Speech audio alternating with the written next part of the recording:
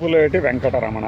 ఈయన ఎంత పెద్ద నిర్మాతో దర్శకుడో తెలియదు కానీ రోలు వెళ్ళి మధ్యలతో మొరబెట్టుకున్నట్టుగా డిప్యూటీ సీఎం గారు పవన్ కళ్యాణ్ గారు తెలుగు చిత్ర పరిశ్రమలో ప్రత్యేకించి చిన్న బడ్జెట్ సినిమాలు తీసే వాళ్ళని బతికించాలని కోరుతూ ఒక లేఖ రాశాడట. మరి ఈ లేఖ రాసిన దాని మీద అడ్రస్ ఎక్కడ బతికిచ్చారో నాకైతే తెలియదు కానీ పేపర్లో వేయించుకున్నారు, సంతోషం. ఆయన విన్నవించిన సమస్యలు కొత్తవి కాదు, పవన్ కళ్యాణ్ గారికి తెలియనివి కాదు. మరి సోదరుడు కృష్ణ గారు, ఎన్టీఆర్ గారు వీరందరూ చిత్ర పరిశ్రమకే చెందినవారు కాబట్టి హైదరాబాద్కి రావాలని, వస్తే బాగుంటుందని అన్నారు. కానీ ఇక్కడ సమస్యలేమిటో సోదరుడు ఎన్టీఆర్ గారికి తెలియనివి కాదు అనే అక్కినేని నాగేశ్వరరావు గారు ఎప్పుడో 84, 85 మధ్యలో ప్రసంగించిన ఒక వీడియో ఒకటి ఈ మధ్యకాలంలో బాగా చాలామంది చూసే ఉంటారు. అప్పటి ఆ సమస్యలు అలానే ఉన్నాయి.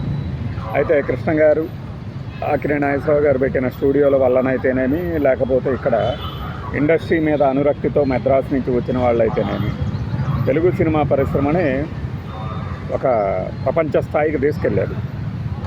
ఇప్పుడు ఆంధ్రప్రదేశ్ నుంచి ఈ పసుపులేటి రమణ అనబడు ఒక అనామక దర్శక నిర్మాత, అనామక అంటే ఎక్కువ మందికి తెలియని అనే అర్థంలో వాడుతున్నా, అంతేగాని ఎవరికి తెలియదని కాదు.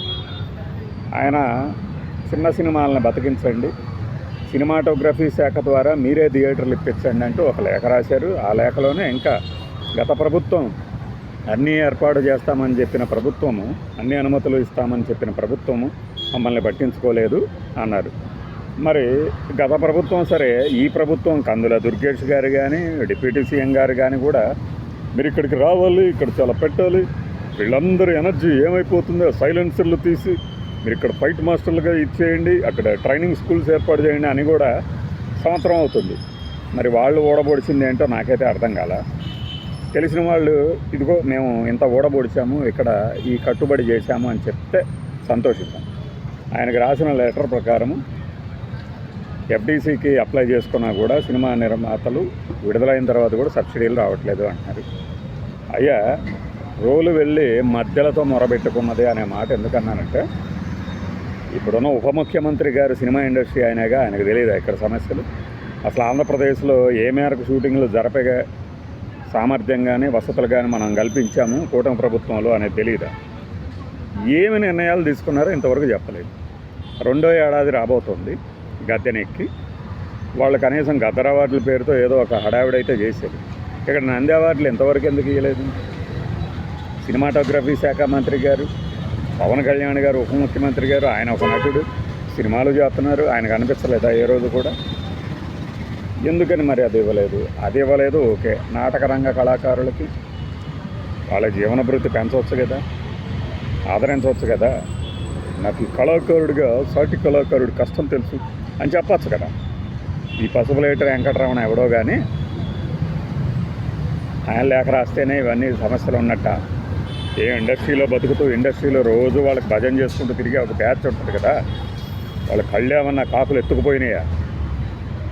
అరే, పర్మిషన్ ఇవ్వడానికి, తర్వాత పర్మిషన్ ఇచ్చిన తర్వాత సబ్సిడీలు ఇవ్వడానికి ఇంత లేట్ అవుతుందని చిన్న చితక వాళ్ళు కూడా వాపోతుంటే మనది మంచి ప్రభుత్వం ఎలా అవుతుంది?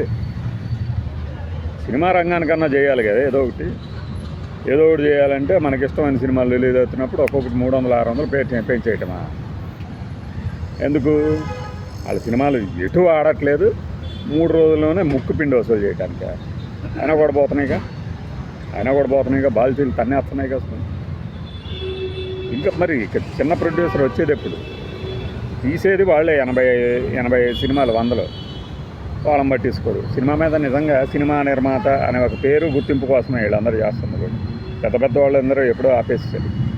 ఇంకొంతమంది మాకు పవన్ కళ్యాణ్ తెలుసు, మాకు మహేష్ బాబు తెలుసు, మాకు ప్రభాస్తో తెస్తాం, మేము ఎన్టీఆర్తో తెస్తామని గొప్పలు చెప్పుకోవడానికి తప్పితే నిజంగా సినిమా ఇండస్ట్రీకి ఎవరు సినిమాని చూపించాలి, ప్రేక్షకులకి చక్కని సినిమా చూపించాలి, వినోదం పంచాలి, తద్వారా మనం ఆదాయం పొందాలి అనే లక్ష్యం ఎక్కడుంది?